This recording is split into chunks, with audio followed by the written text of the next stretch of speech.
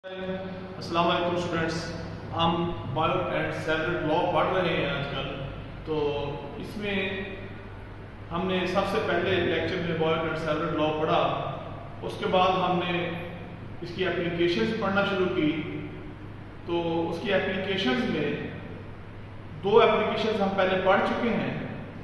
एक हमने पहली एप्लीकेशन जो पढ़ी थी वो था कि अगर किसी स्ट्रेट वायर के अंदर करंट फ्लो हो रहा है और उस करंट की वजह से इस वायर से किसी और पॉइंट के ऊपर अलोंग द अदर एक्सिस हम मैग्नेटिक फील्ड फाइंड आउट करना चाहें तो किस तरह फाइंड आउट कर सकते हैं। तो यूजिंग बायो एंड सेवरेट लॉ हमने ये देखा कि अगर करंट उसमें अलोंग वाई एक्सिस है या एक्स एक्सिस है तो वाई एक्सिस के अलोंग एक पॉइंट लिया और वहां पे हमने मैग्नेटिक फील्ड देखा कितना था, वो बी की वैल्यू अलोंग जी एक्सिस फाइंड आउट की। ये हमारी पहली एप्लीकेशन थी। दूसरी एप्लीकेशन में हमने एक circular loop of the current लिया और circular loop of the current में फ्लो होने की वजह से जो मैग्नेटिक इंडक्शन प्रोड्यूस होती है away from that loop at point B, अगर एक्स वाई प्लेन के अंदर वो सर्कुलर लूप लाई करता है तो वो पॉइंट भी एक्स वाई प्लेन के अंदर लाई करता होगा, जिसके अंदर हमने मैग्नेटिक फील्ड फाइंड आउट किया और उस पॉइंट पी के ऊपर जो मैग्नेटिक फील्ड था वो अलोंग जी एक्सिस हमने फाइंड आउट किया। तो आज हम उसी सेकंड एप्लीकेशन को एक्सटेंड करते हुए एक तीसरी एप्लीकेशन बायो एंड सेवरेट लॉ की पढ़ेंगे कि हम ये देखेंगे कि हेल्महोल्ट्ज कॉइल्स के अंदर मैग्नेटिक फील्ड की वैल्यू अगर फाइंड आउट करनी हो तो वो हम किस तरह फाइंड आउट कर सकते हैं यूजिंग बायो एंड सेवरेट लॉ। तो सबसे पहले मैं आपको बता दूं कि हेल्महोल्ट्ज कॉइल्स हैं क्या। तो हेल्महोल्ट्ज कॉइल्स में बेसिकली दो कॉइल्स होती हैं जिनके ऊपर n नंबर ऑफ टर्न्स होते हैं और दोनों कॉइल्स एक स्पेसिफिक सेपरेशन से रखी जाती हैं। हेल्महोल्ट्ज कॉइल में हमने ये देखना है कि mid of the point axis के मिड पे कितना मैग्नेटिक फील्ड प्रोड्यूस होता है ड्यू टू हेल्महोल्ट्ज कॉइल्स। तो इस नंबर ऑफ टर्न्स n की वजह से जो करंट फ्लो होगा दोनों कॉइल्स में, वो इन दोनों कॉइल्स के सेंटर में मैग्नेटिक इंडक्शन प्रोड्यूस करेगा। तो वो मैग्नेटिक इंडक्शन कितनी होगी, इस पॉइंट P के ऊपर हम देखेंगे वो B की वैल्यू। तो इस सारी कॉन्फ़िगरेशन में जो टिपिकल पॉइंट है, जो की पॉइंट है, वो ये होता है कि इनका रेडियस इनके दोनों के सेपरेशन के बराबर होता है। और हमने यही चीज आज फाइंड आउट करनी है, आज हमने यही चीज डिटरमिन करनी है कि इन दोनों कॉइल्स के दरमियान जो सेपरेशन है वो उसके रेडियस के बराबर होगा। तो इनका रेडियस क्या है, a के बराबर है और इनके दरमियान सेपरेशन कितना 2b है। ये हम प्रूव करेंगे आज कि 2b = a है। और इस पॉइंट P से इस कॉइल के सेंटर का जो डिस्टेंस है वो डिस्टेंस z है। Then what is our objective? Our objective is to find out magnetic field at axis of coil that's at point P. ये हमारा आज का ऑब्जेक्टिव है। And we know from a circular loop carrying current, जो पिछली हमने second application पढ़ी थी बायो एंड सेवरेट लॉ की, उसके अंदर हमने देखा था कि magnetic field at a point P कितना होता है, B of Z = μ0I/2 a² + a²⁴ along K unit vector along Z axis होगा। ये कौन सा मैग्नेटिक फील्ड है, for a circular loop of wire carrying a current. अब यही इक्वेशन जो एक सर्कुलर लूप के लिए थी, तो यहां पे देखें एक कॉइल के अंदर n लूप्स है, इस कॉइल में भी n लूप्स है, इसके ऊपर भी n लूप्स है। तो हम इस इक्वेशन को अप्लाई करते हैं इस कॉन्फ़िगरेशन के लिए। तो हमारे पास जो इक्वेशन बनेगी for such a configuration that will B B of Z = μ0 n I a² / 2 into 1 over z square plus a square power 3/2 plus 1 over 2b minus z square plus a square power 3/2।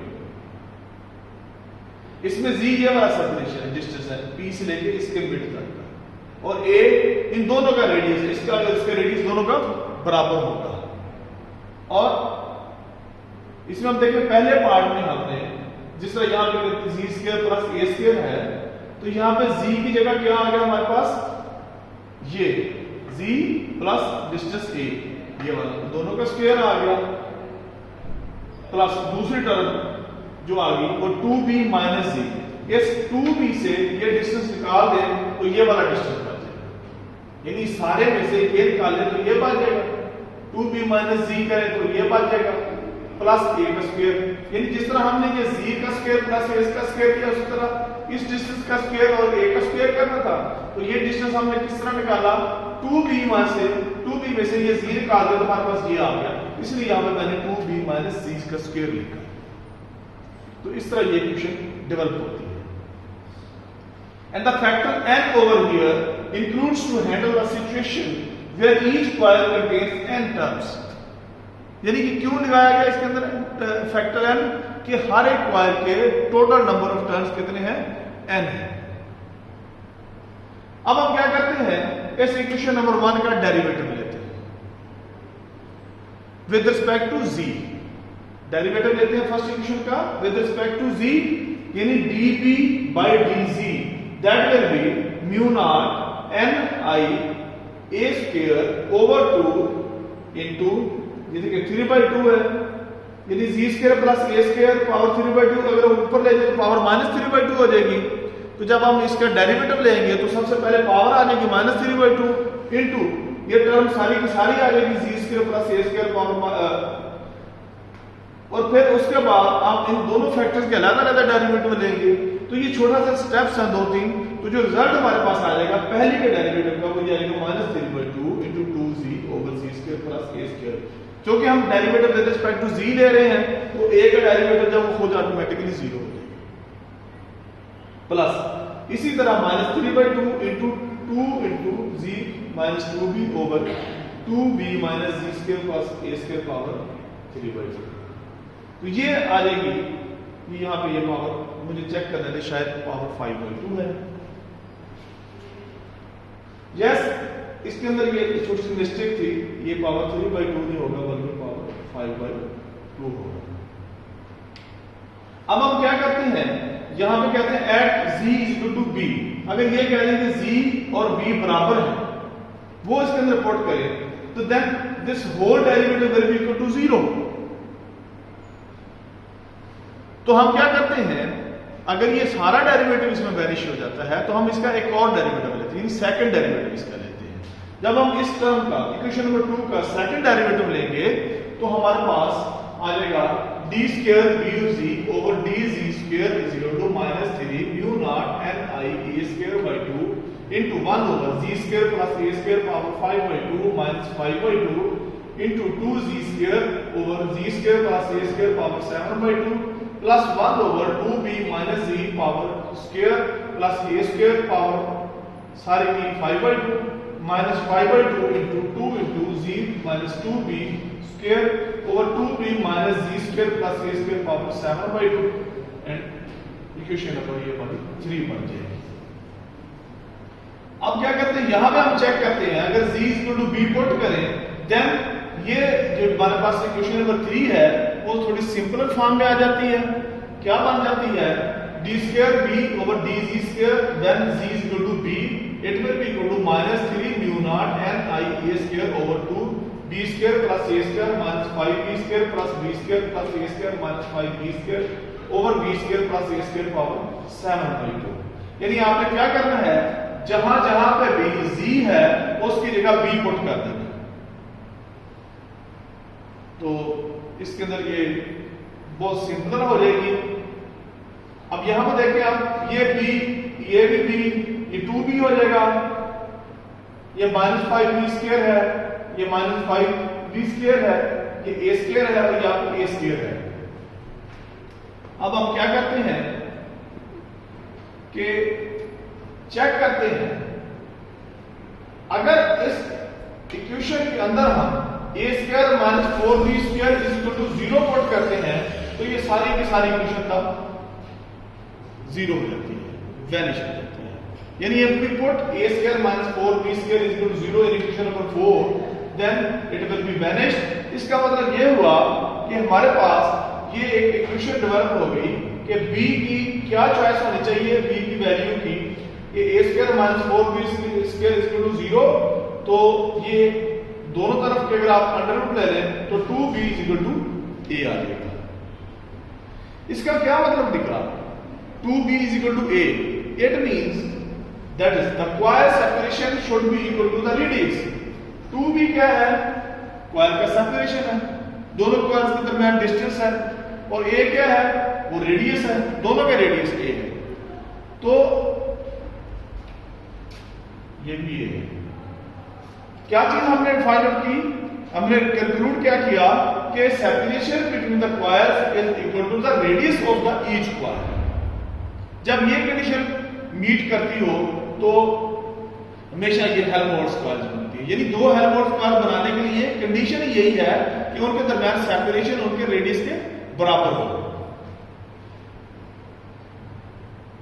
यानी अगर हम ये separation consider करें कि 2b is equal to a है तो magnetic induction eight point P क्या होगी? आप ये वाली जो value 2b is equal to a है ये इक्वेशन नंबर 1 के अंदर पुट कर दें। यहां पे 2b की जगह क्या पुट कर दें? a पुट कर दें, तो हमारे पास b of z जो बनेगा that will be equal to mu naught n I over a 8 over 5 power 3/2। तो ये मैग्नेटिक फील्ड की वैल्यू आ जाएगी किस पॉइंट पे? इस पॉइंट के ऊपर। अब देखें इस सारे फैक्टर के अंदर सिर्फ वेरिएबल क्या है? हर चीज कांस्टेंट है, सिर्फ करंट है। यानी a की वैल्यू रेडियस है वो भी कांस्टेंट है, और n भी नंबर ऑफ टर्न्स कांस्टेंट है, म्यू नॉट भी कांस्टेंट है, I की वैल्यू चेंज हो रही है। अगर आप करंट चेंज करेंगे, करंट बढ़ाएंगे तो यहाँ पे मैग्नेटिक फील्ड बढ़ जाएगा, करंट कम करेंगे मैग्नेटिक फील्ड कम हो जाएगा।